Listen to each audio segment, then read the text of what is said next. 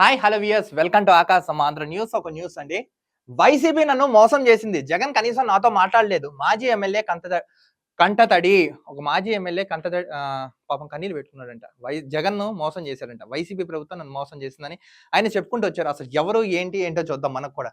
తాను వైఎస్ఆర్‌సీపీకి ఏనాడు ద్రోహం చేయలేదని, పార్టీనే తనకు ద్రోహం చేసిందని కదిరి మాజీ ఎమ్మెల్యే సిద్ధారెడ్డి తెలిపారు. కదిరి మాజీ ఎమ్మెల్యే సిద్ధారెడ్డి ఆయన తెలిపారు. ఆయన పార్టీని నమ్ముకున్నాను. నేను ఏ రోజు పార్టీకి మోసం చేయలేదు. బట్ అలాంటి పార్టీ నన్ను ఇబ్బంది పాలు చేసిందని ఈ సిద్ధారెడ్డి పేర్కొన్నారు. 10 ఏళ్లుగా నియోజకవర్గంలో పార్టీని బలోపేతం చేశానని, ఇప్పుడు కనీసం ఒక నోటీస్ కూడా ఇవ్వకుండా సస్పెండ్ చేయడం దురదృష్టకరమని తెలిపారు. జగన్ నమ్ముకో ఉన్నదమ్ముకో ఇదే రూల్ ఫాలో అవుతూ ఉండండి.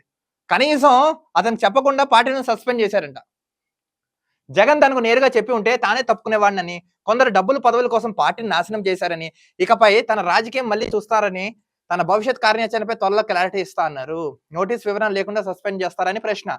వైసీపీలో తను ఎంతగానో అవమానించారని ఆవేదన. వైసీపీని సస్పెండ్ చేయడంపై సిద్ధారెడ్డి కంట నీరు పెట్టుకున్నారంట. ఈయనే సిద్ధారెడ్డి. నిజంగా వైసీపీలో కొంతమంది మంచి ఎమ్మెల్యేలు ఉన్నారు. బట్ వాళ్ళు ఎవరు ఫోకస్ అవ్వలేదు. ఎవరైతే ప్రభుత్వానికి ప్రజలకి మధ్య సేవ చేస్తూ ఉండిపోయారో వాళ్ళకి భయంకరంగా వేటు పడింది వైసీపీలో.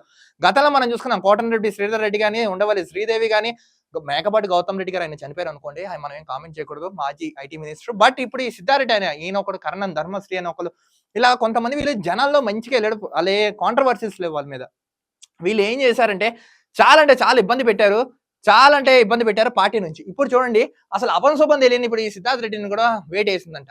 జగన్మోహన్ రెడ్డి ఏ విధంగా అతను సొంత ఎమ్మెల్యేని నమ్మడు, సొంత తల్లి చెల్లినే నమ్మడబ్బా, తల్లి చెల్లినే నమ్మడు.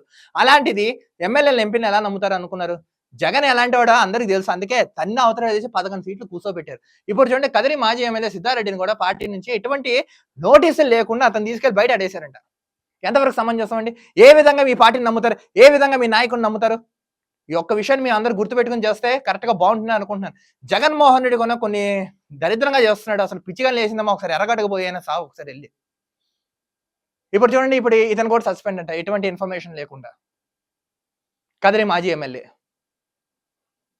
బట్ ఇతను బయటకు రావడం మంచిదే. మీకు రాజకీయ భవిష్యత్తు ఉంటును. మీరేంటో ప్రజలకు తెలుసు, ప్రజలేంటో మీకు తెలుసు కాబట్టి క్లారిటీగా మీరు ఆ పార్టీ నుంచి వచ్చారు కాబట్టి మీకు అది ఒక అదృష్టం అని నేనైతే చెప్పాలి. చూశారు కదా వైసీపీ పరిస్థితులు ఉన్న ఎమ్మెల్యే. నేను చెప్తాను లాస్ట్ ముగ్గురే మిగులుతారు. అవినాష్ రెడ్డి, భారతిరెడ్డి, జగన్మోహన్ రెడ్డి. ముగ్గురు తప్ప పార్టీ మొత్తం భూస్థాపితమైపోతుంది రానున్న రోజుల్లో. చూస్తూ ఉండండి. వైసీపీ వాళ్ళు పిచ్చి చర్యలు మానుకోపోతే 10 ఎమ్మెల్యేలు కూడా పోతారు. ఉన్నది పోతుంది, ఉంచుకున్నది పోతుంది, చేసుకుని చెప్పా పెట్టకుండా పోతుంది. ఇది మాత్రం తస్మాత్ జాగ్రత్తగా వైసీపీ వాళ్ళు గుర్తుపెట్టుకుంటే చాలా అంటే చాలా బాగుంటుంది.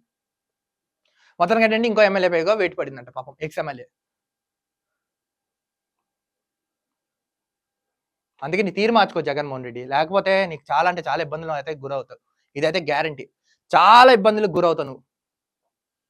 మరో వీడియోతో కలుద్దాం. అంతవరకు చూస్తున్నాను ఆకాశం Andhra news. This is Dilip signing off.